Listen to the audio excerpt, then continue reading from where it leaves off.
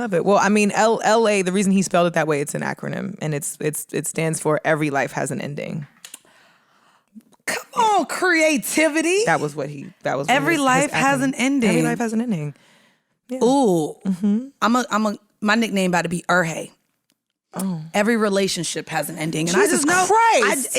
Facts. You're in a great relationship. You're happy. Am, but I know I'm just also like preparing myself for it to end because let's talk about this. All good things come to an end. Let's talk about this. Is that toxic? Yes.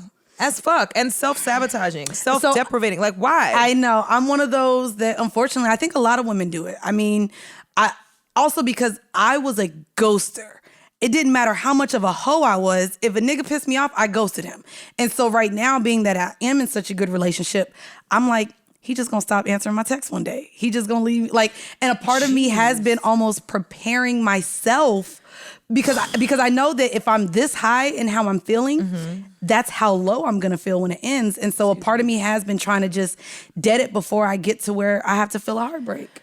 I know, but that's not toxic. That's a trauma response. That's a trauma response. That's not toxic. I do that. That's really just like you're afraid. You want to be the one to leave. You don't want to be the one to get left. Facts. That's a trauma response. Facts. And I mean, when we really be liking these, that's some abandonment shit. We really want to be here forever.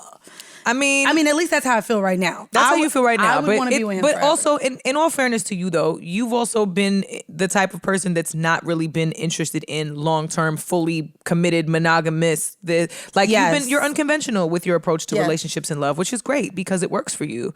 But I think this time around, in taking that chance and taking that leap, it's an exhibit of extreme growth. I think that's extreme growth on your part in evolution. I also just feel like I'm real quick to call bitches delusional in their relationships. And so to me, I approach relationships with logic. Like, okay, that's the Libra in you. All people have seasons. It's gonna end, and when it comes to an end, but also I'm a control freak. Yes. Like outside of being a dom and really just wanting to control the bedroom, I'm also just a control freak. So I feel like I want to be in control of my emotions.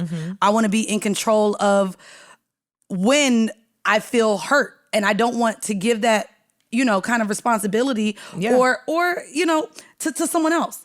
I don't want to allow somebody to hurt me. If I'm hurt, I want to be like, all right, bitch, you prepared yourself for this, so you're going to be hurt for a little bit, but then you're going to move on because there's more fish in the sea. And that's the control. I kind of pet myself, though, as far as like, all right, don't cry over these niggas. There's mad other ones. You can find someone else. If he treated you well, someone else. His dick is good, but you've had other good dick. And I'm already just prepping myself like, okay, I can find this feeling in someone else.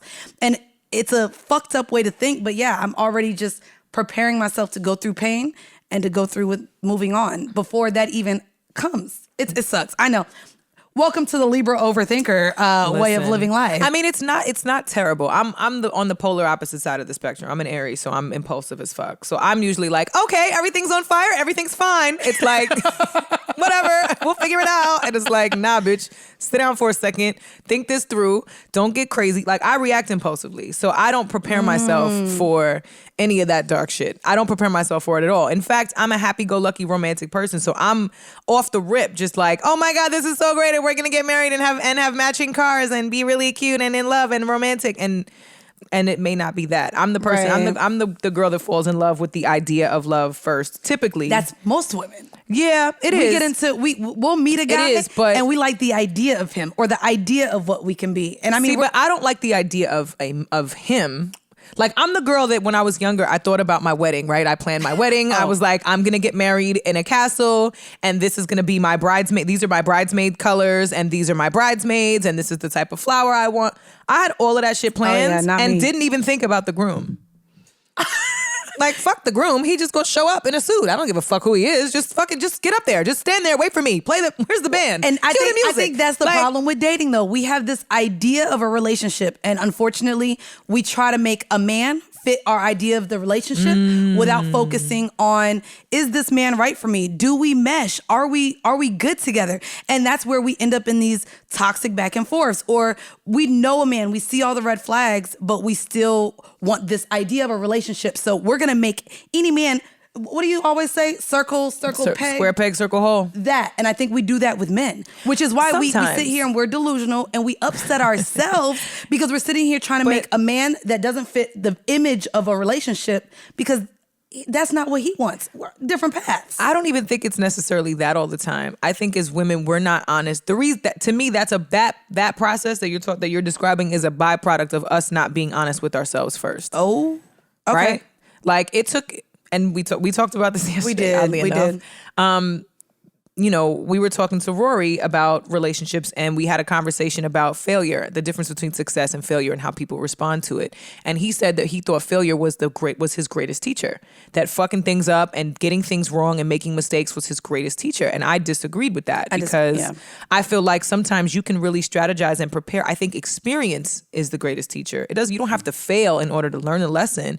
You can just go through a situation and literally be a sponge and collect all the wisdom and knowledge from the circumstance that you can in order to make the best decision. And sometimes it works and sometimes it doesn't. I think the only time you really fail for real is when you do all that preparation and you still, or when you don't do any of that preparation and you're disappointed with yourself and your own performance and how you showed up. So I think with women, we're not honest with ourselves about what we're really looking for. Like it took me a long time to get to a place where I'm like, I want to be married. I want to be married. I want to be married. I want to have a family, but I'm not tied to the idea of having children necessarily. Right. If I have them, I have them. If I don't, I don't. I'm not attached to it. I'm not one of those women that feels like, oh my God, I'm 34. My clock is ticking. You know what I'm saying? I'm not the white rabbit from Alice in Wonderland. I'm not late for a very important date. I'm good.